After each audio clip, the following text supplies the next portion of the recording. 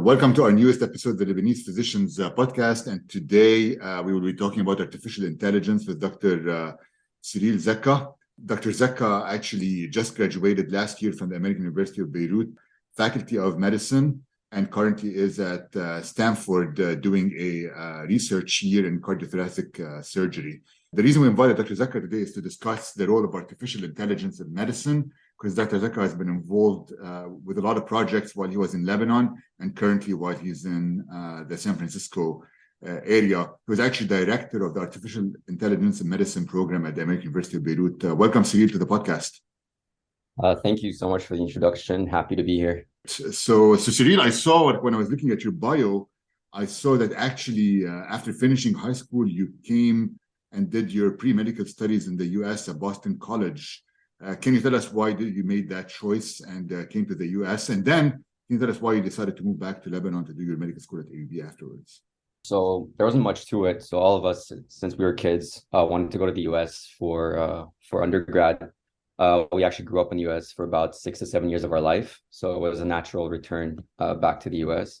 And at first, actually, I went to the University of Virginia for a year before I transferred to Boston College because of some events at the university. And I was personally just attracted by the programs there that weren't specifically offered at home. So I was interested, since I was a kid, I was interested in computer science, and the programs outside are more attractive. And I wanted to juggle between computer science, biology, stuff like that. So those options were offered to me outside. So that's basically the reason why we went to Boston College. What was your specialty in Boston College? Originally, I started out in biology, but eventually I minored in computer science as well. But most of my years, to be honest, most of my years in undergrad were spent programming. So instead of being your typical pre-medical student, I would sit at the back of the class, program through the entire class, and then just catch up on PowerPoints a day or two before the tests. So I wasn't like heavily involved in biology, but it was still something I was interested in. So that's basically what happened. Yeah. And why did you decide? So where did you grow up in the US? Actually, which part of the US did you grow up in? West Virginia, out of all states. West Virginia. Yeah. All right. Charleston or? Yeah, Charleston. Okay. Yeah. And then why did you decide to go to medical school at AUB and not do medical school in the US? Honestly, that was a bit of a last minute decision. I actually wasn't planning on doing medical school. I was hoping to pursue a PhD in computer science. But at the time I had a mentor at Boston College, and I approached him with my sort of dilemma. I was like, hey, I'm interested in doing computer science and applying it to healthcare, but I'm also interested in healthcare as well. And he's like, to be honest, doing an MD is going to open a lot more doors for you than just being a PhD in computer science trying to approach healthcare. People don't see you as having expertise in medicine if you're coming from the outside. So by that time, it was, I think, December of the year. That means AUB was one of the only medical schools that was open. My sister was already at AUB. She's a year older than me. She also went to medical school at AUB. My family was in Lebanon. So it was like a whole lot of decisions that pointed me to AUB. And AUB has such a great reputation outside of Lebanon as well. So I've even had some people refer to it as the Harvard of the Middle East. So it was kind of a no-brainer situation. It was like AUB is the right place for me. Yep.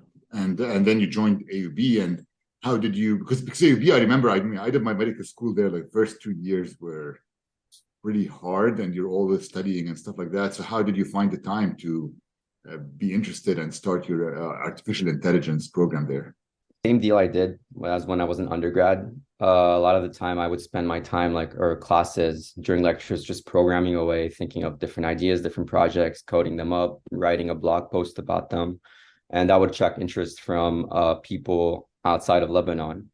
Eventually, some of my projects attract the attention of some big companies in AI. So they tried a couple of times to actually hire me out of medical school to go join their companies. But I told them I was adamant on continuing my medical education. At one point, I was confident enough in my abilities and my projects that I approached a few of the deans at AUB and told them about, hey, medicine has a huge potential in medicine. Let's open up an AI program in medicine. So I also approached one of the people who tried to hire me, and I told him, hey, I'm trying to open this program at AUB, AI in medicine. And then he was like, all right, let's fund you. So it was a very quick process. We decided on the programs, but we were going to change the medical program to make it more amenable to teaching medical students to program, what AI is about, in general, just AI education in the medical program. And that was basically the start of the program. I had to make several presentations to several deans, convinced the final big dean, and the rest is history. Great. And so what kind of projects did you start while you were in medical school? Can you tell us a bit about your AI projects? So one of my earliest ones was actually generating realistic mammograms for medical education. So Dr. Hina Berjawi is actually probably one of my best mentors at AUBMC. She was also my LC mentor. So she was in charge of guiding me through med school, giving me advice, making sure I was all right throughout medical school. And she was a breast radiologist, and now she's I think the chair of the radiology department at AUB. But thanks to her, I got really interested in radiology. And I realized that a lot of the time when you're a radiology intern, the way you learn something is through exposure. So I didn't feel like that was the best way to learn something, because if you're not exposed to a certain disease as much as other diseases, you're not going to be as good as diagnosing it later on. Those are called miss errors. So I had the idea of generating mammograms using AI. So basically, you can tell the AI generate a mammogram with a lesion at this specific spot, make it speculated, etc. So in that way, I could, if I ever wanted to, or if someone ever wanted to teach a radiology intern what a specific disease looked like, they could just generate it. And those mammograms are of such high quality that radiologists at AUB couldn't tell them apart from the real ones. So it was more of like random guessing. And even more than that, you can now, whenever you're doing a machine learning project, if you don't have enough classes, you have class imbalances. So there's not enough of a certain class or a disease class, you can actually use these algorithms to generate more data for your algorithm. So it's like a double-edged, not double-edged, but like two birds, one stone kind of deal. And so that was the first project. Went by really well, was pretty successful. The next one was, I think, in Med 3. I'm talking about the projects that worked. There were a lot of projects that didn't work. In Med 3, I went into surgery and I fell in love. And despite reading up on all the surgeries, the complications, procedures, etc., I first stepped into the OR. I had no clue what was going on. I was like, all right, I have no clue what this organ is, what this artery is. I have no clue what's going on. So I thought to myself, there has to be a better way to do this. So I gathered a bunch of my friends. I'm like, hey, we picked an easy surgery, so cholecystectomy. And I told them, like, hey, all right, so this is the liver, this is the artery, this is gallbladder. I want you to take a bunch of these frames and draw the outlines of the liver, draw the outlines of this artery, draw the outlines of the gallbladder. When we gathered enough data, I trained an algorithm to actually outline those or segment those structures in real time during surgery. So as you're doing surgery, students are able to see which organs are which arteries are which, etc.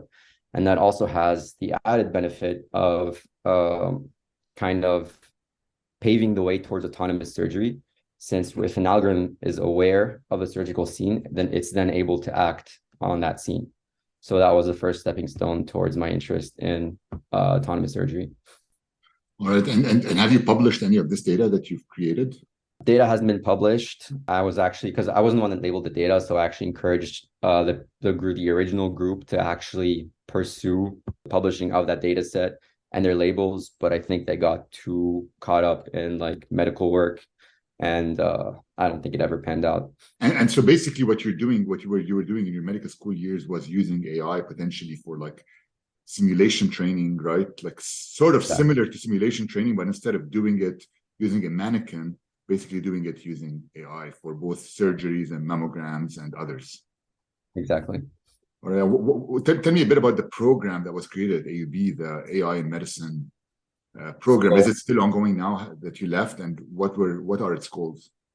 All right, so the AI in medicine program is designed to be this sort of program that you can approach if you have this project in artificial intelligence where you want to affect change at the hospital by using big data, artificial intelligence to better patient care. We're a bunch of clinicians, a bunch of medical students who have actually learned or already know how to program. and you pick your own project, pick who you want to work with, get your own data set from the hospital, and basically get started. It's ever since I left, there's been my colleague Jad Asaf, who's actually taken over. He's currently in Med 4, interested in ophthalmology. He's doing a pretty good job. No complaints here. And it's basically anytime you have a project, even if you're a medical student, you're attending, and you have no knowledge about AI, but you think you have a potential project that might work out, approach the center, and there are a bunch of students willing to work with you to see that project through.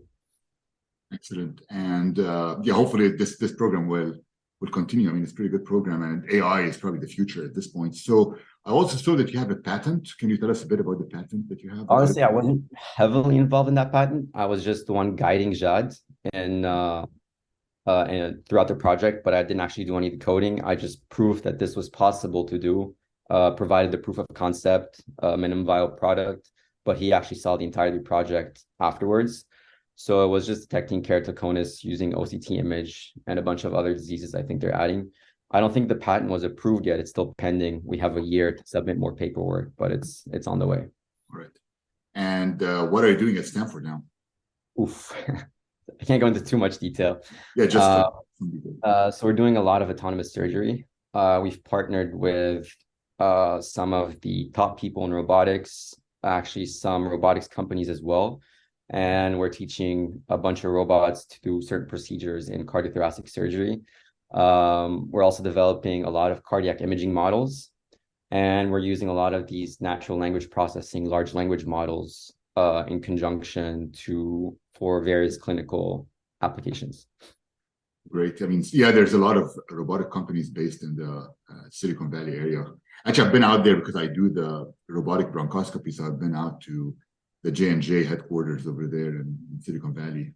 That's one of the groups we've been in contact with. You have been? Okay, yeah. So basically robots mostly for surgeries, not for pulmonary medicine, or for everything? Honestly, the techniques we're developing can be applied to any companies. We've actually been in contact with companies that do OB-GYN procedures, also pulmo procedures, GI procedures. So the techniques we're developing are actually applicable to any subspecialty, but since our research is in cardiothoracic surgery, we're just mainly showing the outcomes in CT surgery. But for example, one of the projects we announced is a foundational model in surgery, foundation vision model. So it'll be this vision model that's a computer vision model that's able to outline or segment, predict surgical actions in all types of surgeries. So we recently received funding from Stanford for that as well. So basically, because I'm actually an intervention pulmonologist, so basically what you're trying to do is trying to predict what surgical action should be taken, let's say for a specific lung nodule when the surgeon goes in with the robot, right? Depends on the goal you're trying to achieve. We're creating this model where you can just fine tune it on a specific task. So in your case, it would be as you're doing your bronchoscopy, it would highlight a certain nodule for you that you might possibly miss, or it might just tell you, all right, these types of nodules tend to be benign. There's no reason to, not in lung, but there's no reason to take them out, for example, in GI. So it's kind of this autopilot for surgical procedures, but not by replacing surgeons, but by augmenting their capabilities and kind of like filtering out the noise so they can focus on what's important. Yeah, I mean, it's even in lungs. I think it's important because you're doing a lot of lung cancer screening, CAT scans, and you have a lot of lung nodules. So you go in, there's 3 lung nodules that might point you out to one of them and say the 2 others probably are benign. So maybe don't bother biopsying them or don't bother removing them in that case. And that's pretty good. And so what do you think? So now, I mean, AI is getting very big, and recently everybody's been talking about ChatGPT. So what do you think of that? Honestly, I think there's more hype about it in like the general community than there is in the research community. The technology itself hasn't changed since I'd say close to 2020, maybe 2021. It's just the last bit where they're fine-tuning it in a specific way led to these chat-like capabilities. But the architecture itself was introduced actually when I was in Med 1, so 2017 or around that time. The huge language model itself was introduced in 2020, and just the last bit where you're tuning it to sound more like a human was introduced in I think about end of 2022. But I think there's a lot of misunderstanding where people seem to think that these models actually understand what you're asking them, which isn't the case. You can think of them as large parrots in a way. So the way these models are trained is you have these huge corpora of text, you mask out certain words, or you ask it to predict the next word in a sentence. And you do that over such a huge corpus that eventually that model kind of gains, as a byproduct of this training procedure, it kind of gains intrinsic knowledge about the world or intrinsic knowledge about language. But it's still, at the end of the day, a language model in that it's trained to predict the next token or the next word in a sentence. So it's not meant to contain knowledge or whatever. That's just a byproduct. So a lot of the times you'll see that these models are prone to hallucinations, based on hallucinations, meaning that they just make up facts. So Facebook released this model they called Galactica that they trained on PubMed, a bunch of other like scientific databases, and they're like, all right, this model is going to have you do your research, write out papers, etc. They took it down within a week because it was just making up a bunch of facts, a bunch of papers, etc. So these models aren't meant to be knowledge bases the way people are portraying them to be. They're going to replace doctors. They pass the USMLE. The fact that they passed the USMLE is because they were trained on USMLE questions. So in a way, they're imperfect search engines. It's not like they have intrinsic medical, they do have intrinsic medical knowledge, but they don't understand medicine the way you and I do. So they use these tools to write clinical notes, to extract certain medical entities from documentation to make research easier. But I wouldn't go as far as to say they're going to replace doctors, they understand medicine, etc., at least in their current form. Right. Because I saw something on National Public Radio where one of the universities tested it in law school, where it made it write a law school essay and compared it to other students. And actually, I think it got a C+ or something. It didn't get an A, but it still passed. It was a passing grade. Like you're saying, I think it just doesn't understand it, but just trained on using certain words that it was able to pass. Just to put it in perspective, if you want to test out what these models are actually know, I would test out the GPT-3 models instead of the ChatGPT and try to have it complete a sentence. And you'll see like there's no understanding of what you're saying. It'll just complete your sentence and just end it. And a lot of the times it'll just output just random stuff or even racist, offensive stuff, because that's what it was trained on. It's just that last fine-tuning step makes it seem like it understands you, but it really doesn't. Great. So basically, schools should rest and say maybe this could be used as help in writing research or essays, but it's not going to replace the student doing their work and writing the essay. I think it says more about our education system than anything else, because if you can have a model just output an essay with, let's not say like novel thought, but still like output like an essay that's able to get a C+, then there should be a way to modify our education system to test how people think rather than the tasks where we do in the education system today, like memorizing the Krebs cycle, etc. Yeah. It's transforming these days. So finally, what do you think? I mean, have you actually two more questions I have for you? One is, have you heard of the company Proximy? So do you think there's a role of like AI and something like this where you're monitoring surgeries in other areas? Would AI be helpful in these situations? I would be surprised if Proximy isn't already working on this, but as a data repository of surgical videos, if they do have a permission to use them for research, I'm not sure what the legal implications of that are. I'd be surprised if they weren't already working on these foundational models for surgery as well, because they have such a vast repository of surgical videos from different hospitals across the world. Right. So I'm sure they're working on something similar. A lot of companies are.